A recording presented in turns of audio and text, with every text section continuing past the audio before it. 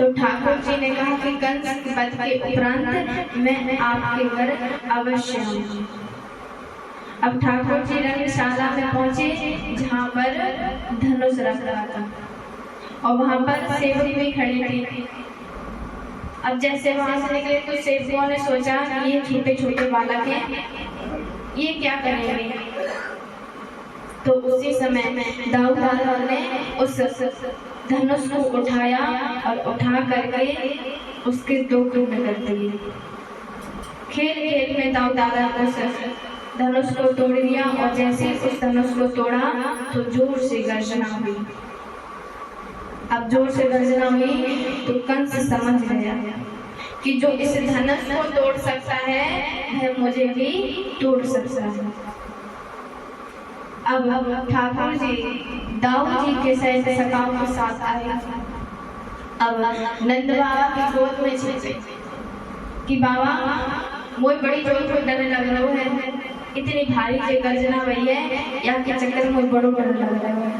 नंद बाबा बोले आप ब्रजवासी सहित रंगशाला पहुंचो और मैं अभी आ रहा हूँ। अब नंद बाबा बोले ठीक है भैया तू आ जा, मैं चल रहा हूँ। अब दाऊद जी बोले कि देख दाऊद तू यहाँ पे बड़ो है, तूने अच्छी तरह से आके लेके आइयो, यहाँ के काम उदम करने को है, जे बिना उदम करे रंगशाला में पहुंचोगे ना। अब दाऊद जी के साथ रंगशाला में पहुंचे। वहां कंस ने मद करके द्वार पर एक कुमलिया पीड़ नामक हाथी खड़ा कर दिया कि जैसे कृष्ण बलराम आएंगे और उन्हें मार देंगे। अब जैसे ही कृष्ण बलराम द्वार पर पहुंचे तो महाबल ने अंकुश के द्वारा हाथी को आदेश दिया और हाथी मारने के लिए जैसे ही आगे बढ़ा तो दाऊद राजा ने उस हाथी के दांतों को पकड़ा और आकाश में घुमा करके दो भी पछाड़ मारी और उसका भी गोविंदाय नमो नमः हो गया। बोलिए शून्यकंदन भगवान की जय। अब कृष्ण बलराम ने हाथी के दांत उखाड़े और कंधे पर रख जैसे हाथी मारने के लिए आगे बढ़ा तो दाऊद दादा ने उसकी सूंड पकड़ के आकाश में घुमाए और उसको धोबी पछाड़ मारी और उसका भी गोविंदाय नमो नमः हो गया। बोलिए शून्यकंदन भगवान की जय। अब कृष्ण बलराम हाथी के दांत उखाड़े और कंधे पर रख करके रंगशाला में पहुंचे। अब जिसकी जैसी भावना थी वैसे ही भगवान का दर्शन किया कि जिनकी रही भावना जैसी प्रभु मूर्त देखी।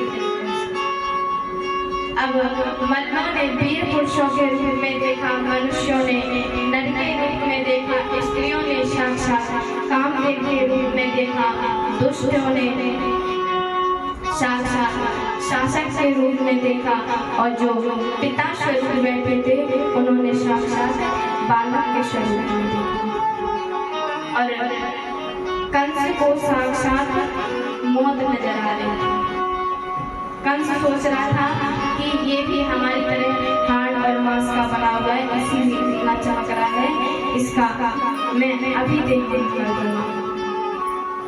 लेकिन मूर्ख ने भगवान का विराट स्वरूप नहीं देखा था। योगियों ने परम तत्व के रूप में देखा। इस प्रकार से जिसका जैसा भाव था ठाकुर जी को वैसे ही देखे।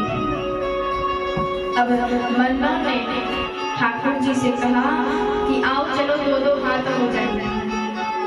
ठाकुर जी बोले तुम्हें बोलने में बिल्कुल शर्म नहीं आती? कहाँ तुम और कहाँ मैं? इतने बड़े हो आप और कहाँ हम छोटे छोटे बालक। अब हम छोटे छोटे बालकों से लड़ोगे? चारण ने कहा कि तुम ना तो बालक हो ना किशोर हो, तुम तो बलवानों के भी बलवान हो। अरे तुमने खेल खेल में 10,000 हाथियों के बल वाले कुमलिया के हाथी को जब तुमने एक झटके में मार दिया और तुम कह रहे हो कि हम छोटे छोटे बालक हैं। बालक हो तो चलो दो दो हाथ हो जाए। और ठाकुर जी बोले जैसे तुम्हारी इच्छा। और चारों के साथ ठाकुर जी भिड़ गए और मुष्टि दाऊ जी के साथ और एक ही बार में भूमि पछाड़ मारी और दोनों का बंद कर दिया। अब जब बंद कर दिया, अब दोनों का जब प्रणाम तो हो गया तो कंस बैठा था ऊपर। कंस ने जैसे ही देखा तो कंस घबरा गया और जो बाजा बजाने वाले थे उनसे बार बार बोल रहा था कि बंद करो बंद करो, पर उन्हें ऐसा लग रहा था कि महाराज बोल रहे हैं कि वीरता क्यों हो रही है, इसलिए और तेज बजाओ। तो वह और तेज बजाने लग जाते हैं। अब ठाकुर जी एक छलांग लगाए और मंच पर जहाँ कंस बैठा था उसके पास पहुंच गए और कंस के केस पकड़ लिए। बोले मामा जी ऐसे ही आपने हमारी मैया के केस पकड़े थे, अभी तेरा मैं केस खत्म करता हूँ। अब कंस घबरा गया और जब कंस घबराया तो ठाकुर जी कंस के केस पकड़े और अपने शरीर का बोझ उठाए और कंस का राम नाम सत्य कर दिया। बोलिए श्री कृष्ण भगवान की जय। अब कंस के जितने भी भाई थे वह भगवान को मारने के लिए तो ठाकुर जी उनको एक एक तमाचा मारे और उनका भी गोविंदाई नमा कर दिए। अब ठाकुर जी ललकारे कोई है योद्धा जो हमसे आकर के लड़े। वहां पर मधुमंगल और श्रीदामा भी थे, सारे ब्रजवासी गए थे। पर उन दोनों ने जैसे सुना तो बोले कि हाँ हाँ हम अभी तो बैठे हैं। मोई का पतो होती कि ये कंस इतना कमजोर है, यदि वो पतो होती तो मैं आगे सबको मार देता। और अब तक तो तू हमसे कहो कुश्ती में ना जीतो और तू वीरता की बात कर रहे हो। और श्री दाऊ जी को पटक दिए और मधुमंगल ठाकुर जी को पटक दिए। अब जब पटक दिए तो दोनों बोले कि बड़ी वीरता के डंके बजा रहा था, अब बता तेरी वीरता कहाँ गई। भगवान बोले हे ब्रजवासियों तुमसे तो मैं कभी भी जीत ही नहीं सकता, चाहे कुछ भी हो जाए। अब सखा बोले कि देखो कंस के मारने वाले कृष्ण और बलराम और कृष्ण और बलराम को मारने वाले हम, तो विश्व विजेता कौन भयो? यासो अब विश्व विजेता तो हम ही भाई हैं। तो कंस इतना कमजोर है तो यदि वो पतो होती तो मैं आया कब को मार देती। अब भगवान कारागार में गए जहाँ पर वसुदेव जी और मैया देवी थी और मैया को और बाबा को दोनों को जब उस कारागार से बाहर निकाला तो मैया के सहेज ही आंसू निकल पड़े। मैया का वात्सल्य सहेज ही पाशराग होने लग गया। आज मैया देवी ने 11 वर्ष और 58 दिन के बाद लाला को देख रही थी। इसके बाद कृष्ण और बलराम वसुदेव जी के साथ जाकर के जहाँ उग्रसेन जी बंदी पड़े थे उनको ना बाहर निकाले और गद्दी पर उग्रसेन को सुशोभित किया और कंस का विधिवत संस्कार किया। अब जब संस्कार कर दिए उसके बाद अब नंद बाबा बोले कि कन्हैया अब हमें ब्रज की ओर चलना चाहिए। लेकिन ठाकुर जी बोले कि बाबा अभी इस समय यहाँ से जाना उचित ना रहेगा, क्योंकि इस मथुरा पर बहुत सारे धूत मड़वा रहे हैं, बहुत सारे लोग इस मथुरा को नष्ट करने के लिए दौड़ रहे हैं। अब मैं अभी नहीं जाऊंगा, थोड़े दिनों बाद जाऊंगा। अब नंद बाबा बोले कन्हैया कहाँ बात है? तो ठाकुर जी गर्गाचार्य और वसुदेव जी के द्वारा नंद बाबा को समझाया और ठाकुर जी बोले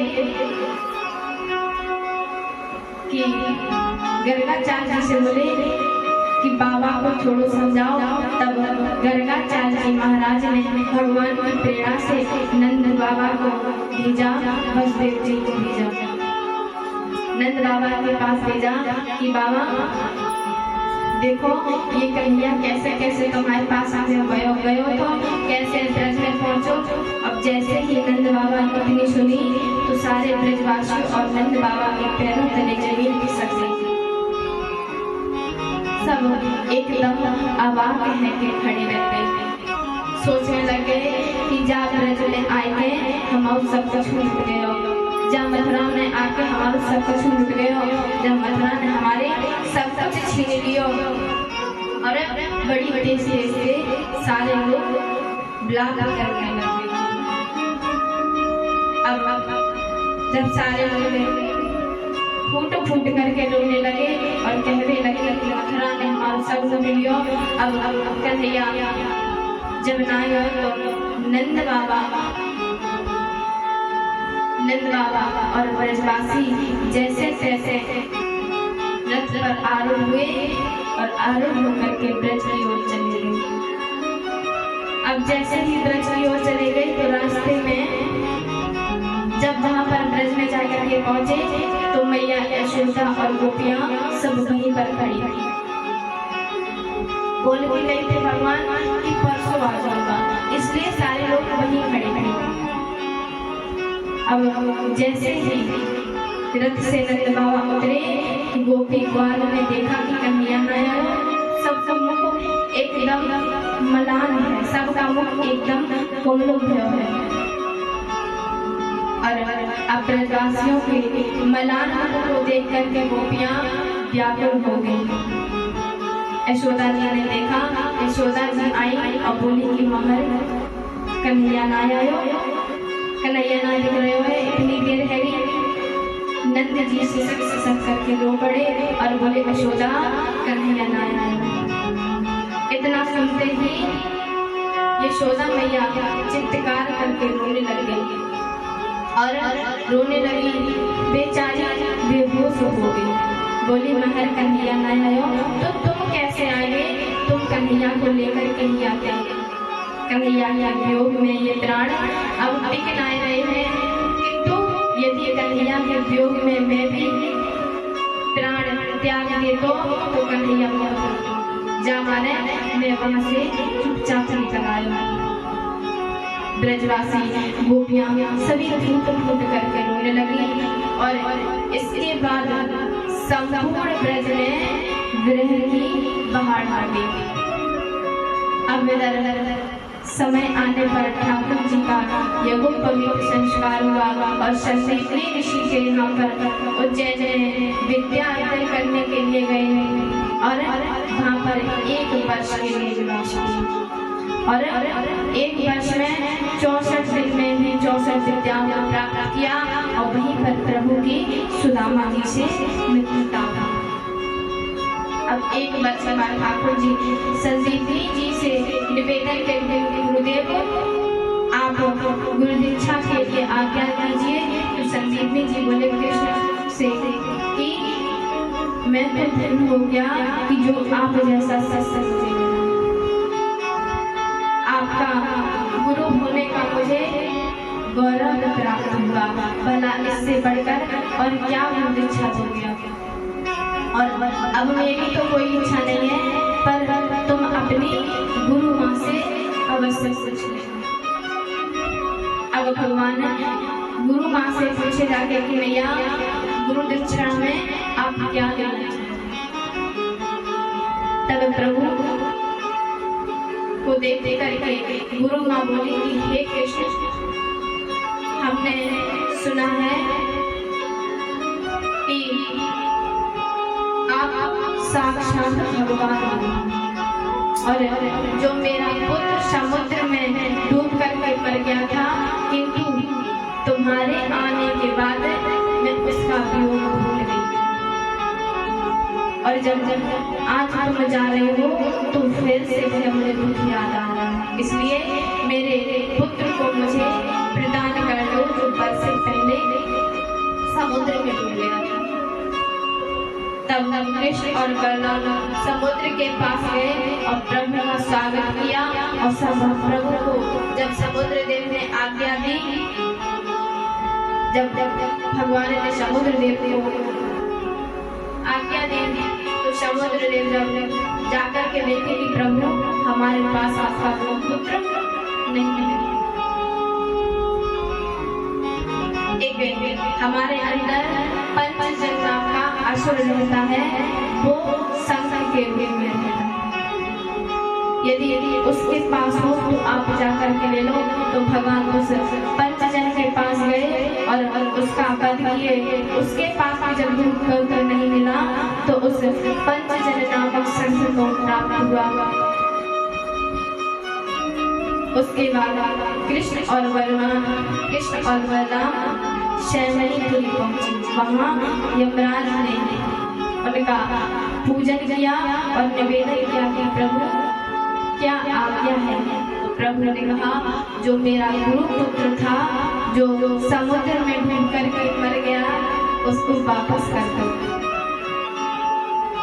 तब यमराज गुरु पुत्र को लेकर के आए। अब प्रभु गुरु पुत्र को लेकर के गुरु माँ को प्रदान किए और गुरु दक्षिणा जब प्रदान करके प्रभु मथुरा लौटे। अब इधर प्रभु जब से मथुरा आए थे तब से छुप छुप करके प्रभु रोते हैं, निरंतर ब्रजवासियों की याद करते हैं। तब मैया देवी को लगा कि कन्हैया भी ब्रज में बहुत माखन खाता। और जब से ये मथुरा आया है तब से याने एक बार ये ना सोची कि चलो माखन मांगे। तो आज मैया माखन लेकर के आई, बोली कन्हैया तो ब्रज में माखन बहुत प्रिय है, तो अगले ब्रज कोई माखन हुआ खा। भगवान बोले मैया मैं माखन ना खाऊंगा। और जब उस माखन को देख करके भगवान रो पड़े और थाली को खिसका दिए। मैया ने कहा कि लाला कहाँ है गए? तो ठाकुर जी बोले कि मैया आज के बाद कभू कोई माखन को दर्शन मत करें, क्योंकि माखन देखने के बाद मोई मैया यशोदा की याद आ गई, ब्रजवासियों की याद आ जाए और उनकी याद आ जाए तो उनके प्रेम को मैं भूल ना पाऊंगा। अब इसी तरह प्राय करके ठाकुर जी ब्रजवासियों की गोपियों की सभी की याद करके भगवान याद करते हैं। मैया यशोदा को याद करके रोते रहते हैं। कई बार तो ऐसा लगता है कि यमुना जी के किनारे बैठ के रोते रहते हैं।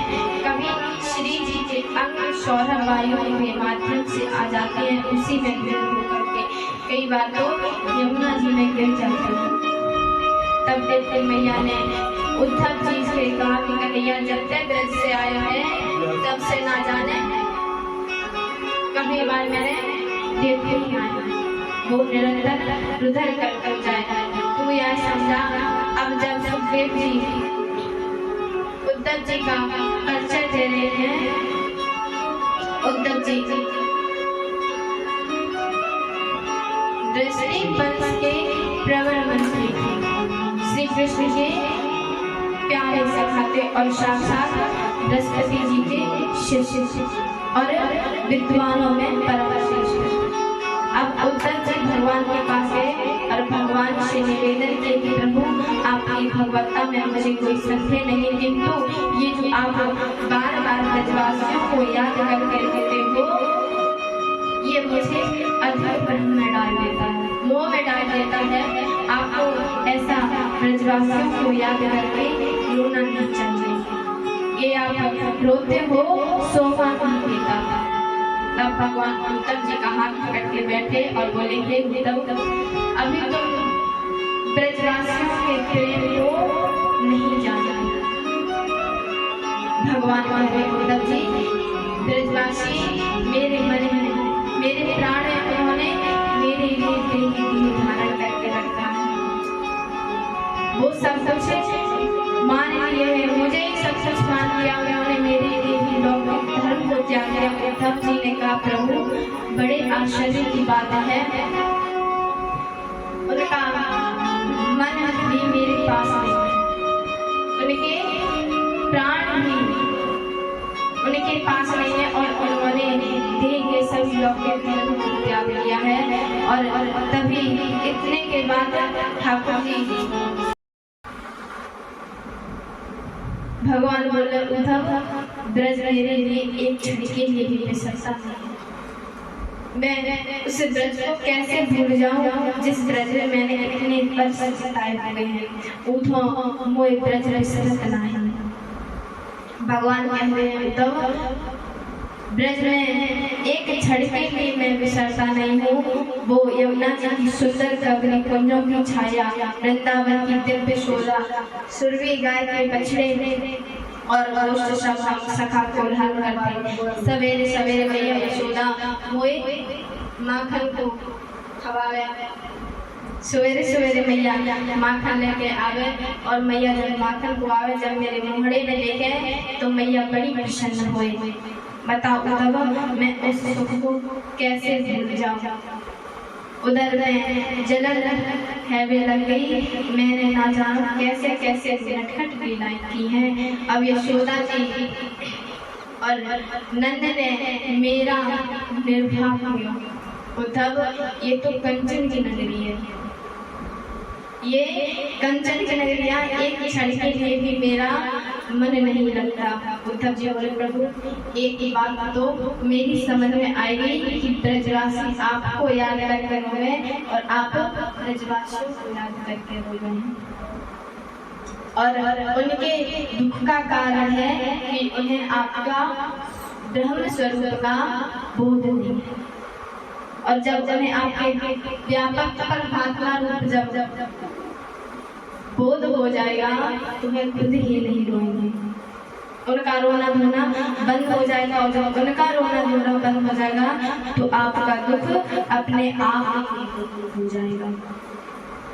अब भगवान जहाँ भी यही रहे थे कि उद्धव एक बार ब्रज चला जाए। अब भगवान बोले हाँ उद्धव अब तुम एक बार उस ब्रज में जा और उन गोपियों को समझा के।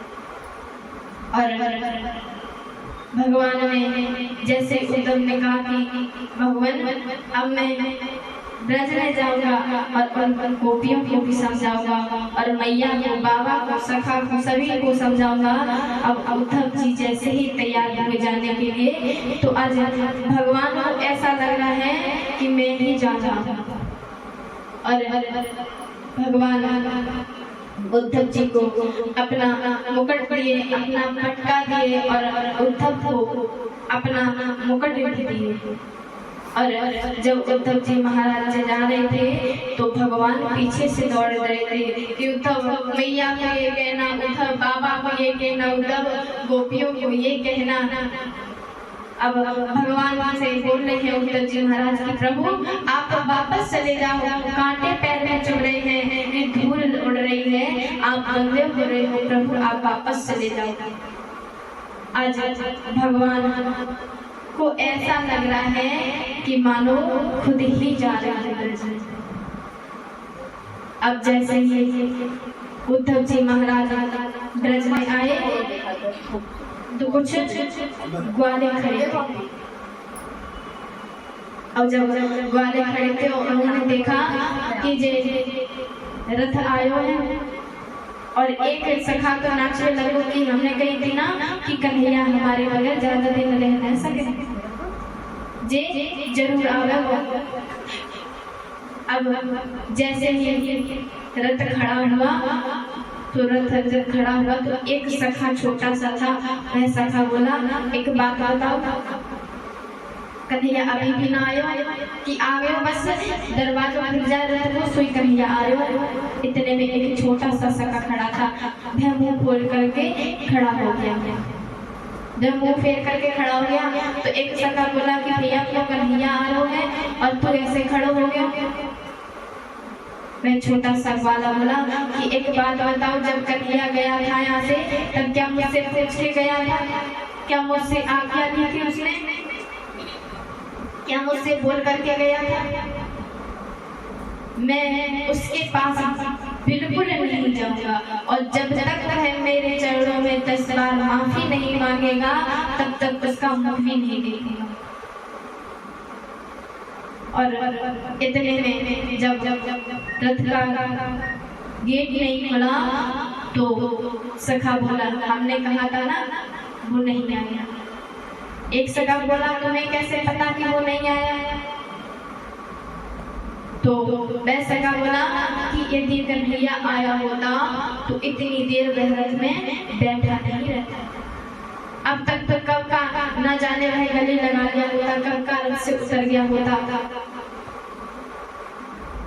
अब जैसे ही दूसरे सखा ने सुना तो सखा बोला, बात तो सही है तेरी। और इतने में दरवाजा खुला और जैसे उद्धव जी महाराज उतरे तो एक सखा बोला, अच्छा अब हमारा कन्हैया बड़ा हो गया है, इसलिए अब दूध भेजने लगते हैं, इसलिए दूध भेजने लगा है। और आज याद भी आ गई तो खुद नहीं आया, दूध को भेज दिया। एक सखा बोला उद्धव जी से, हाँ भैया अब कहा चाहिए तुम्हें हमें मथुरा वासी को? जहाँ ब्रजवा लेते तुमने तो प्राण ही ले लिए, लेकिन फिर भी तुम लोगों को अभी शांति नहीं है। अभी क्या कहना चाहिए तो मथुरा वासियों को? हमारे प्राण को तुमने ले ही लिए हैं, अब क्या चाहिए? उद्धव जी महाराज बोले, हमें कुछ नहीं चाहिए, बस हमें नंद महल का पता लगाना। सखा बोले, ओहो तो हमसे काम नहीं है, नंद महल से काम है। उद्धव, जो ये तुम नाला देख रहे हो ना, इसी नाले के पास चले जाना और नंद महल में मिल जाएगा, और जहाँ से ये झरना होगा समझ लो वही है। अब उद्धव जी महाराज बोले कि ये कैसा पता?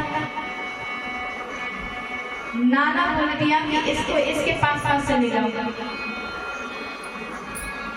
सखा बोले, हे उद्धव ये नाना नहीं है, ये बूढ़ी यशोदा मैया के आंसू हैं।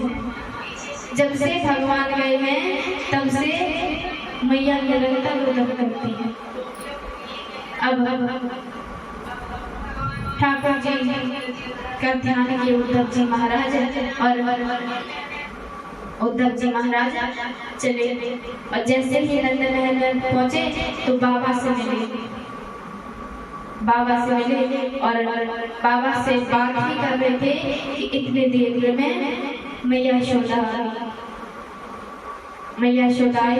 और जैसे ही उद्धव से बोली, उद्धव तू थोड़ा बात कर नंद से, मोहर से, मैं अभी थोड़ी देर में दही निकाल के आ रही हूँ, क्योंकि कन्हैया जैसे ही गैया चरा के आवेगा तो माखन मांगेगा, मैंने अभी माखन भी ना निकाला, तुम लोग बात करो, मैं अभी आ रही हूँ। अब जैसे मैया ने शब्द बोले तो उद्धव जी बोले, बाबा क्या इन्हें पता नहीं है कन्हैया मथुरा चला गया? नंद बाबा बोले, पता तो है, बस बार भूल जाती है कि कन्हैया ब्रज में है, बार भूल जाती है कि सोचती है कि कन्हैया यही है। जब सोचती कि कन्हैया यही है तो एकदम खिलखिला कर हंस पड़ती, और जैसे ही वो सोचती है कि कन्हैया तो मथुरा चला गया तो तुरंत फिर रिदन करने लग जाती है। आज जैसे ही बताया उद्धव जी को तो उद्धव जी सोचने लगे कि बताओ कितना रुदन है आज। अब नंद बाबा से बोले कि हे बाबा थोड़ी देर रुको, हमने सुना है कि भगवान से प्रेम करने वाली श्री राधा रानी वो भी यही है, तो उन गोपियों से भी मिल करके आता हूँ मैं। तो नंद बाबा बोले, ठीक है भैया तू जा। अब जैसे ही उद्धव जी महाराज श्री जी के पास पहुंचे तो राधा रानी जहाँ पर बैठी थी वहाँ पर सखियां आपस में बातें कर रही थी। एक सखी बोली कि श्री जी कन्हैया आज हमारे सपने में आए थे और हम सपने में मटके में पानी जब ले जा रहे थे तो हमारी मटकी भी उन्हीं ने उठवा करके घर तक ले गए और जैसे ही हमने पकड़ना चाहे उसी में चले गए। और एक सखी बोली कि राधा जी से कि किशोरी जी आपके सपने में भी तो आए होंगे ना कृष्ण। श्री राधा रानी कहते हैं कि हे सखियों तुम धन्य जो कि तुम्हें कृष्ण सपने में दिखाई देते हैं और हम तो जब से कृष्ण मथुरा गए हैं जब से तो नींद ही नहीं आई है, स्वप्न की तो बात ही छोड़। जब से कृष्ण मथुरा गए हैं तब से एक पल के लिए भी मुझे नींद नहीं आई है। उद्धव जी महाराज आए और राधा रानी को प्रणाम किए और प्रणाम करके बोले कि हे श्री राधे हमने सुना है कि कृष्ण आपको मुरली दे करके गए, अपना बंसी दे करके गए।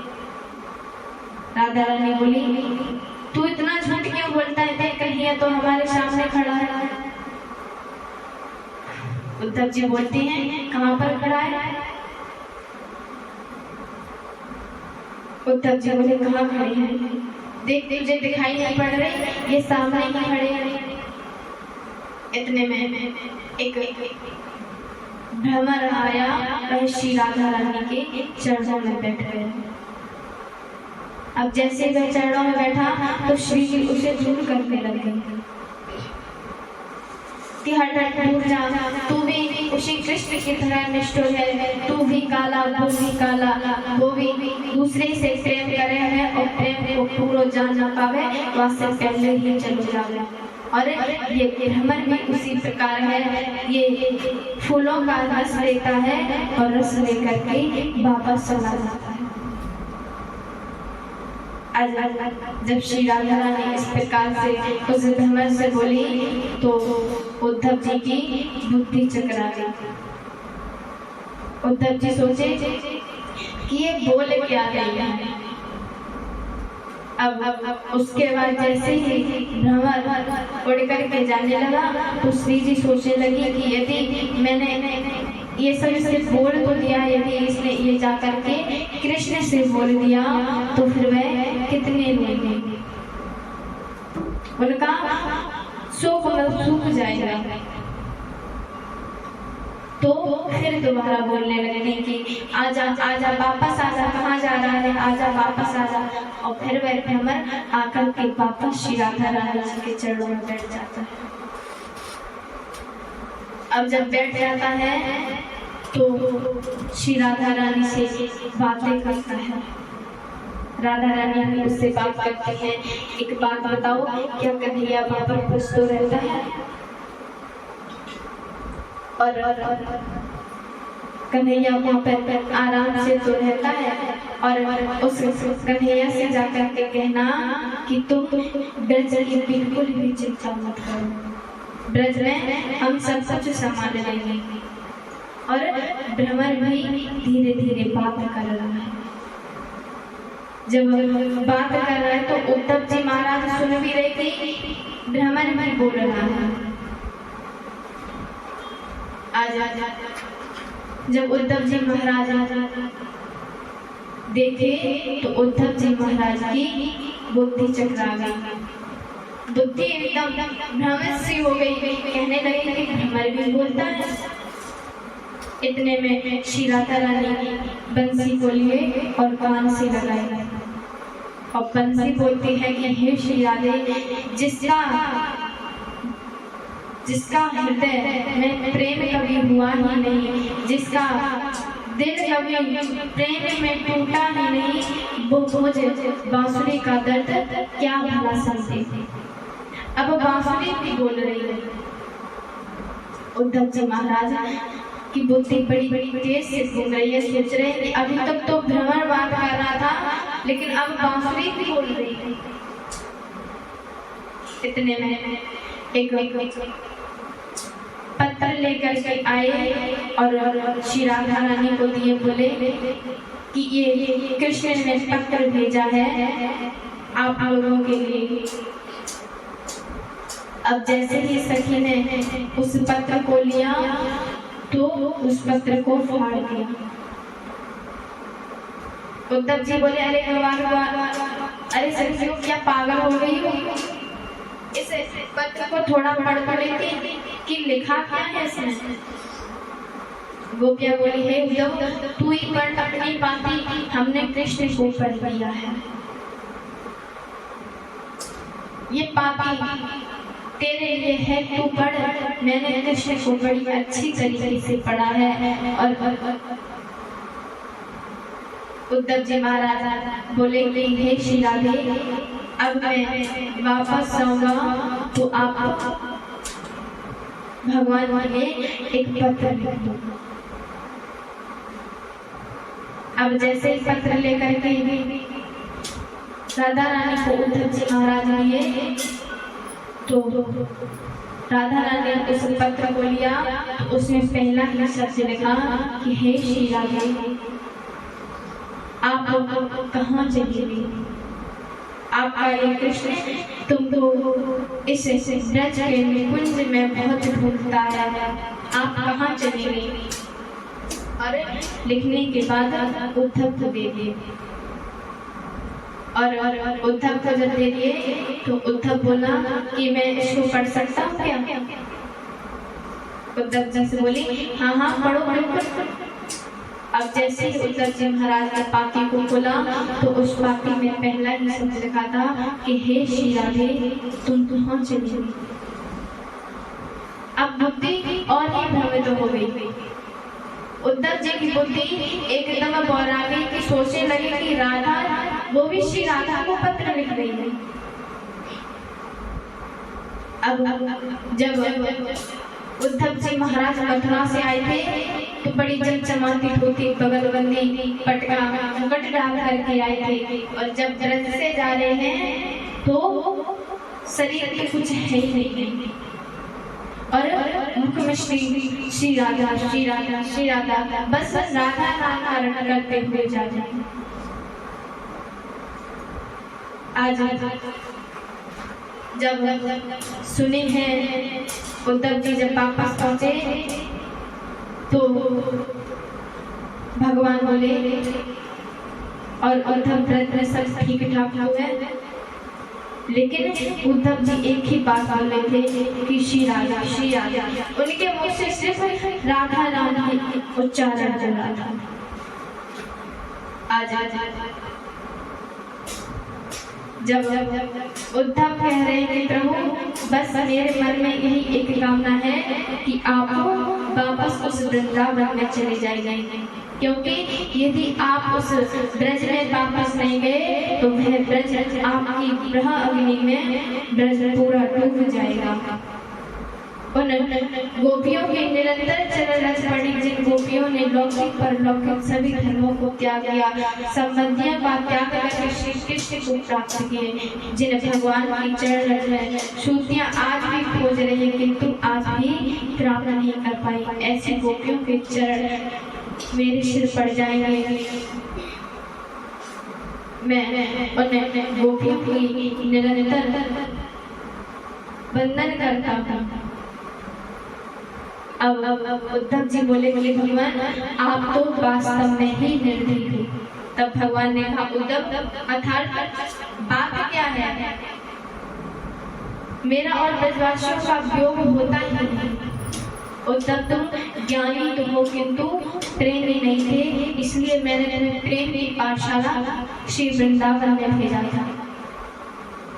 अब भगवान अक्रूर जी और कुंजा के यहाँ गए और दोनों के पर कृपा किए और अक्रूर जी को हस्तिनापुर भेज करके पांडवों की खबर दी। यहीं पर वशिष्ठ को पूर्वांश का विश्राम देते हुए आगे की कथा उत्तर में प्रवेश करेंगे। आज की वाणी कहीं विराम बोले वृंदावन धाम की जय।